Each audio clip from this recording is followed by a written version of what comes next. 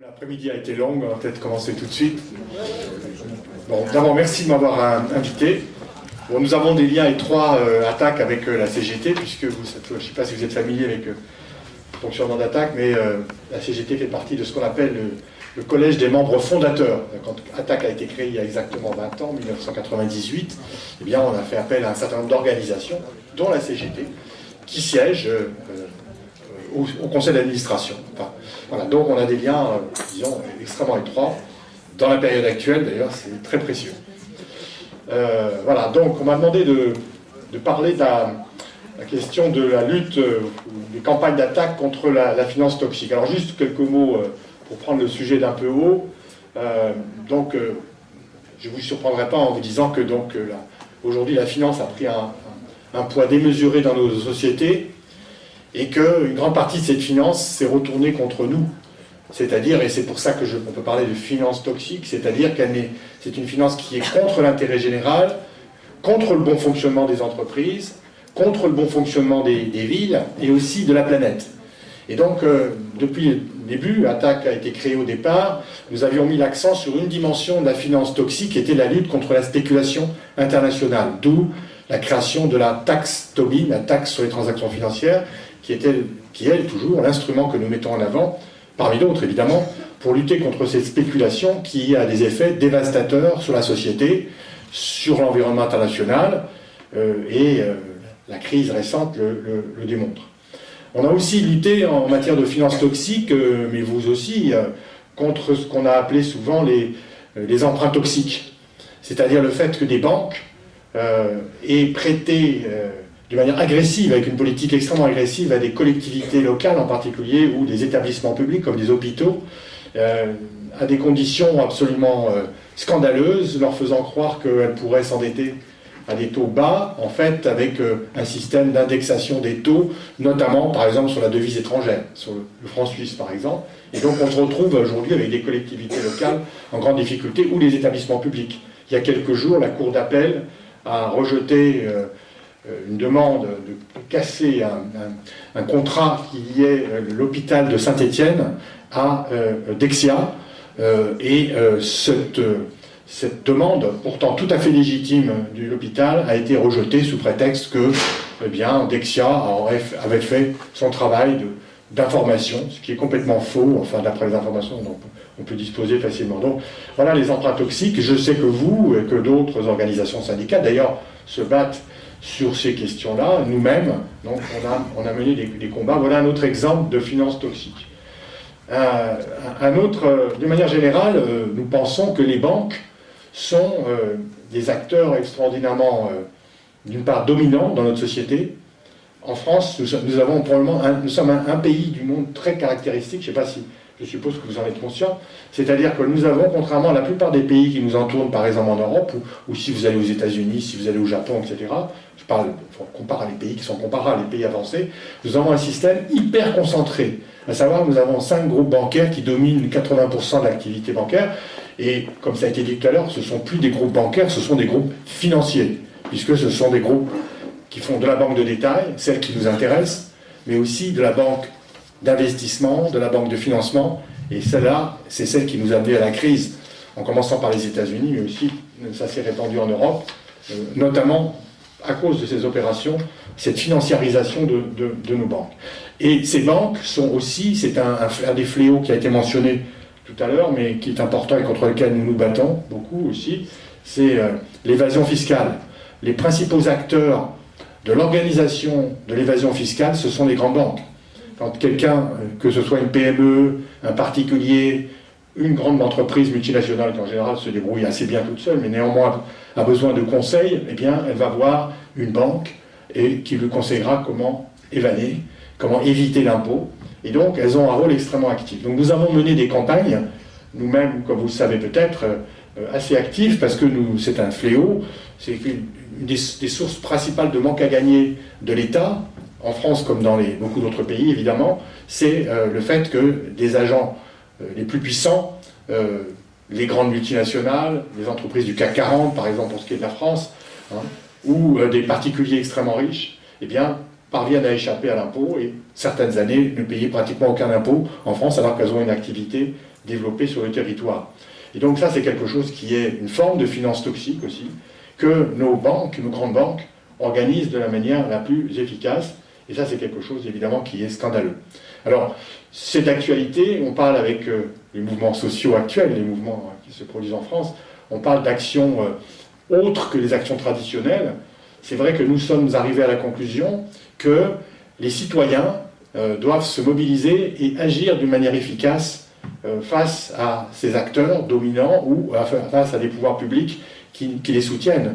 Alors, nous ne prenons pas la violence, nous faisons des actions citoyennes non violentes, et c'est ainsi que, par exemple, pour dénoncer et mettre sur la place publique le comportement scandaleux des banques en matière de lutte d'évasion fiscale, des actions de désobéissance civile qui ont pris la forme, vous l'avez peut-être vu, d'emport, comme dit la justice d'ailleurs, ou de vol, entre guillemets, parce que c'est de chaises, de confiscation des chaises dans les agences bancaires, pour attirer l'attention des médias, l'attention de l'opinion publique, et ces chaises d'ailleurs ayant été ensuite restituées, en général, devant les perceptions, symboliquement, pour montrer que voilà, eh bien, l'argent devrait être restitué, ces chaises payent une modique compensation de l'argent qui a été volé à l'État et donc aux contribuables, donc à nous tous. Donc voilà. Alors sur la période récente, en particulier depuis 2015, depuis la COP 21, qui, comme vous savez, s'est produite à Paris, eh bien, on a décidé de mettre l'accent encore plus que dans le passé sur la question du climat, puisque c'est vraiment un des défis, un des dangers les plus forts que nous ayons aujourd'hui à affronter, non seulement pour nous, mais pour les générations futures, c'est-à-dire la planète qui est menacée par ce réchauffement, ce dérèglement du climat, et nous pensons que la finance a un rôle extraordinairement important dans le développement de ce réchauffement de la planète, c'est-à-dire que les banques, en particulier, ont un rôle important. Vous avez vu l'enquête récente qui a été faite par les Amis de la Terre et par Oxfam, qui a été publiée dans les journaux là, ces derniers temps, il y a à peu près une dizaine de jours. Ces rapports ont montré d'une manière très claire qu'en 2016-2017, s'agissant des banques étrangères, eh bien, quand elles financent le secteur de l'énergie, elles continuent de financer très largement, à hauteur de 70%, 71% exactement, les énergies fossiles. Celles-là même qui sont responsables du réchauffement de la planète, qui sont émettrices de CO2. Alors c'est le charbon, c'est le gaz, c'est le pétrole.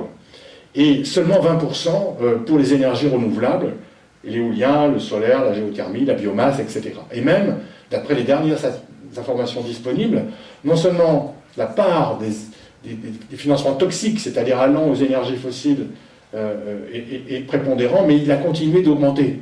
C'est-à-dire d'augmenter de manière importante, plus vite que les financements des énergies renouvelables, qui ont même chuté de 2016 à 2017. Donc c'est pour dire qu'on parlait tout à l'heure de responsabilité des banques et des acteurs financiers en général. Là, vraiment, il y a une irresponsabilité incroyable, sans aucune sanction, sans aucune contestation possible. Pour le moment, en tout cas, nous contestons avec beaucoup d'autres, évidemment, et nous essayons de mettre sur la place publique, avec ces ONG et d'autres, cette question de l'irresponsabilité des acteurs publics. Et là, nous avons décidé de mener une campagne en France avec une autre organisation qui est d'ailleurs aussi a beaucoup investi à l'étranger aux États-Unis, qui s'appelle 350.org, sur le thème « Pas avec notre argent ». Et on a visé en particulier des produits financiers populaires, qui correspondent dans lesquels s'investissent l'épargne populaire, qui aujourd'hui contribuent à financer encore des énergies fossiles, donc qui sont en partie toxiques. Et on a visé en particulier les livrets de développement durable et solidaire, les LDDS. On constate que ces livrets qui sont collectés par des banques, par des caisses d'épargne, qui sont canalisés en grande partie par la Caisse des dépôts et consignations, eh bien, ne respectent pas l'engagement qui est de les utiliser pour le financement du développement durable. Alors, comment ça se passe? Comment on en est arrivé là? Parce qu'évidemment, il y a une grande opacité sur la manière dont la Caisse des dépôts, d'ailleurs, canalise et utilise ses fonds, et les banques aussi. On est arrivé à la conclusion suivante, c'est que quand on fait l'historique du LDDS, au départ, c'était les codévis. Vous savez sans doute. Et les codévis, c'était du compte de développement durable, de développement industriel, qui était principalement orienté vers le financement des PME, ce qui en soi est une bonne chose d'ailleurs. Sauf que, à partir du moment où on a débaptisé ce compte pour l'appeler livret de développement durable et solidaire, eh bien, ça change. En tout cas, l'affichage est changé, et en particulier, donc, l'idée, ça serait de canaliser cette épargne, qui est en grande partie une épargne populaire, vers ces emplois, vers ces activités correspondant au développement durable et solidaire. Et donc, on a un moyen pour nous d'interpeller les banques collectrices, mais aussi la Caisse des dépôts et les pouvoirs publics, eh bien, c'est d'avoir fait une campagne. Donc, nous avons fait une campagne fondée sur avec plusieurs cibles. Hein. On vise non seulement les banques collectrices, BNP Paribas, Société Générale, etc., les PCE, la Caisse des dépôts et les pouvoirs publics dans cette affaire. C'est-à-dire qu'on voudrait vraiment que les différents acteurs en question, publics ou privés, soient responsables par rapport à la question du financement de la transition. Si la finance ne se met pas d'une manière efficace et volontaire et importante au service du financement de la transition, alors eh bien, on aura beaucoup de mal à respecter les objectifs de réduire, de limiter le réchauffement de la planète à 2 degrés. Vous savez qu'aujourd'hui, d'après les derniers scénarios, d'après ce qu'on sait, c'est que les émissions de gaz à effet de serre, loin de diminuer ce qui avait été prévu et demandé dans le cadre des engagements de l'accord de Paris de 2015, ont augmenté ces dernières années. D'accord ? Et qu'aujourd'hui, si les choses continuent avec les évolutions actuelles, nous sommes probablement sur un scénario de réchauffement à 3,5%. 3,5%, c'est catastrophe assurée. Degrés, oui, pardon, tu as raison, merci. 3 degrés supplémentaires, hein, donc, au lieu de 2 degrés qui auraient été, disons, la limite acceptable pour maîtriser, disons, les conséquences défavorables du réchauffement climatique. Et donc là, on est vraiment très inquiet, et donc on veut appeler tous les acteurs, publics, privés, et notamment les acteurs financiers, à leur responsabilité. Alors là, c'est pareil, on travaille à TAC, et n'est pas tout seul, bien entendu, on est avec beaucoup d'autres organisations, notamment syndicales, du mouvement social, hein, au sens large, du mouvement citoyen, et on essaye de mener un certain nombre d'actions dans des domaines différents. Certaines ONG préfèrent interpeller, par exemple, les élus, faire ce qu'on appelle aussi du plaidoyer auprès des élus. Bon. Certains, si vous avez Internet, vous voyez cela assez régulièrement, font des pétitions pour obtenir des milliers, voire des centaines de milliers de signatures. Certains autres utilisent les réseaux sociaux. Tout ça est très bien. Bon, nous faisons cela, mais aussi nous menons des actions de désobéissance citoyenne. Par exemple, je sais pas, nous avons fait il y a 10 jours, devant le siège de la Caisse des dépôts en face de Bercy, nous avons badigeonné symboliquement avec un produit noir pour montrer la toxicité, si vous voulez, de certains des financements de la Caisse des dépôts et consignations. C'est un produit qui sent mauvais, exprès, pour montrer que c'est vraiment toxique, mais qui s'en va très bien avec un grand jet d'eau, ça part très bien. Donc c'est pour montrer qu'on ne veut pas faire de dégradation. On a fait ça d'une manière tout à fait pacifique. On avait invité les médias. Ils n'étaient pas très nombreux parce que c'était un lendemain d'action des Gilets jaunes, mais néanmoins on a pu faire rendre publique cette action. Et donc voilà un petit peu le type de choses que nous tentons de faire. Nous pensons qu'il faut vraiment réveiller, si on peut dire, un nombre maximum de citoyens et de citoyennes sur ces histoires de climat. Je pense qu'il y a une prise de conscience, notamment depuis 2015 en France, hein, de beaucoup de gens, grâce aux actions, grâce aux médias, en tout cas les médias qui se sont emparés du sujet, mais ce n'est pas suffisant. Il faut d'abord, bien sûr, que nous changions nos comportements individuels, mais l'affaire des Gilets jaunes le montre bien. Comment changer ces comportements individuels, par exemple, en matière de pollution liée au transport, quand on n'a pas de transport alternatif.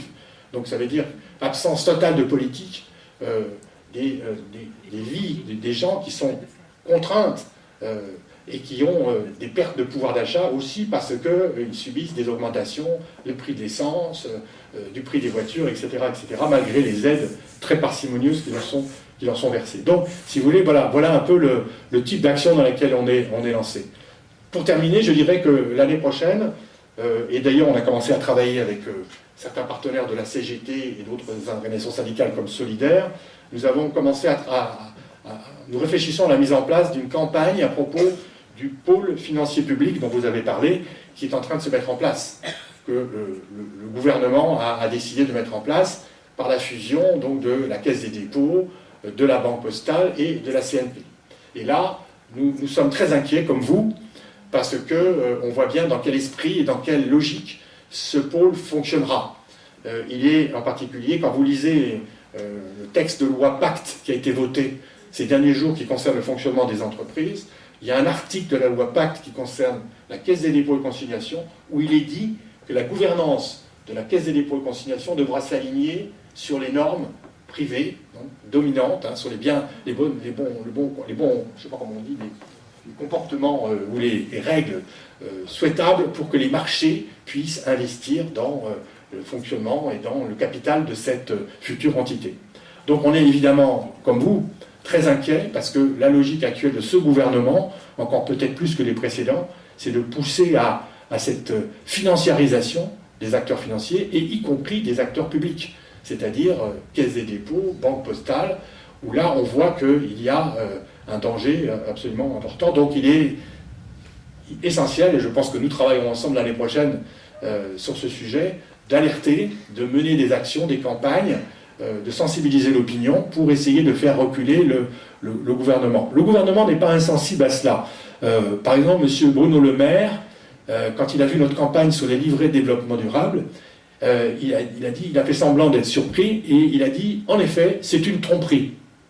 Le mot qu'il a employé publiquement pour caractériser la manière dont fonctionne aujourd'hui le livret de développement durable et solidaire. Donc, c'est reconnaître que c'est une tromperie, on pourra s'appuyer dessus pour dire, écoutez, maintenant, puisque vous reconnaissez que c'est une tromperie, tirez-en les conséquences et changez, appliquez les règles et donner des consignes aux banques en particulier pour qu'elles canalisent, et la Caisse des dépôts, ces financements dans la bonne direction. Voilà.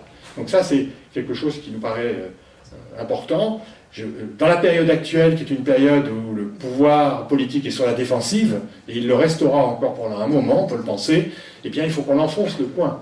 C'est-à-dire dans beaucoup de sujets, bien entendu, au sens large, le travail, la finance, mais aussi le climat.